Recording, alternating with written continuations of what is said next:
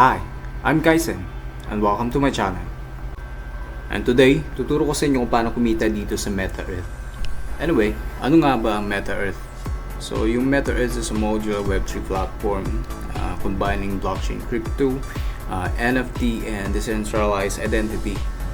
So, in short, still digital asset or digital currency na pwede natin pagkakitaan through online platform. No, so kagandahan dito sa MetaEarth ngayon kasi meron silang mining ng token. All around the world nagma-mine ng token, especially mga crypto enthusiasts sa ibang bansa, no. So part na tayo doon. Dito makikita natin ito yung mga nasasakupan ng mga nagma-mine ng token ng MEC, no. So as you can see here, marami na talagang nagmamine ng token. So makikita mo dito India, Pakistan, and China, no? And also Malaysia, no? Nagpa-farm din sila ng token. So balik tayo dito sa blockchain map, no? Ito makikita natin yung Philippines. Ang daming no? Nagpa-farm na talaga ng MetaEarth token. Almost 300 na rin, no? Yung total supply natin, no? So makikita mo talaga, no, ang daming active sa Philippines. Yes. And then compare dito sa China, no, mas mataas yung natin, no, sa total supply nila, no, mas mataas na dito. Russia, tignan natin. Russia, dami na din talagang nagpa-farm ng token na to, no. Kaya talagang napaka-legit ng token na to, kaya excited ako na ma-launch to soon, no? Ang year 2021 na-establish ng MetaEarth, no? Quarter 3 ng 2021. And then 2022, nagsimula na rin yung white paper and closed beta testing, no? 2022. And then 2023, this one, implementation of Pramarin MEI deprecation. So dito nagsisimula na yung mga ID capturing, no? So nagsisimula na rin dito yung pagpapasa ng verification KYC. And then 2024 official launch of ME network. So bagong update dito, no. Nag-launch din sila ng ME Pass 2.0, integrating more basic social on-chain transaction function. And then 2025 nag-release sila ng ME Pass Lite mode, no. And then browser extension. So nagkaroon sila ng development sa project. And then 2026, no, on this current year, ito na yung natin, mga narating natin. And soon sa 2027 marami pang mangyayari, and hoping na yun nga magkaroon ng more partnership si MetaEarth, no, and then ma-launch siya sa mga different exchanges. Yun yung kagandahan doon.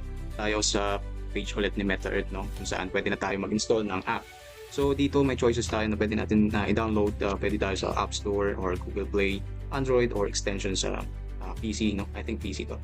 And then once na select mo na, madadirect ka dun sa mismong link or dun mismo sa application, no?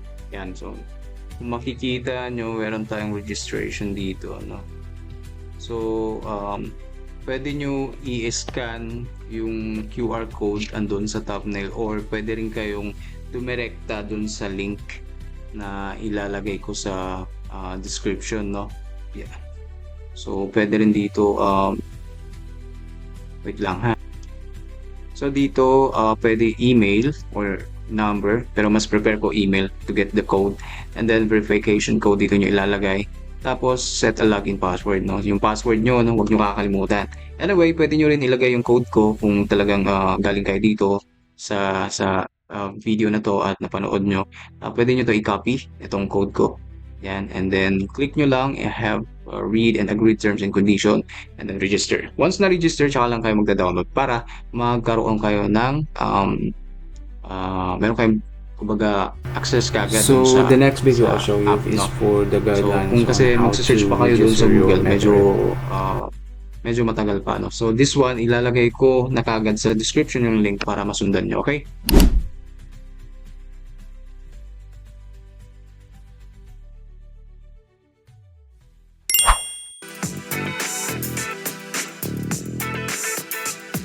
Open the invitation link, enter your email address and click Get Code to receive the verification code. Set a password and click Register Now. Reservation successful. Click Install Me Pass for AirDrop. Select Download Method. After downloading it, open Me Pass. Enter the email and password used for pre-registration, then click Login. Create a Now new guys, wallet. isi-save nyo talaga yung mnemonic Set wallet phrase nyo kasi passwords. yan yung password nyo doon sa main yung account. So yan yung 12 Record and words securely na store your itatype nyo. mnemonic Dapat in phrase, order never yan, no, para disclose it. ma-access nyo yung account nyo.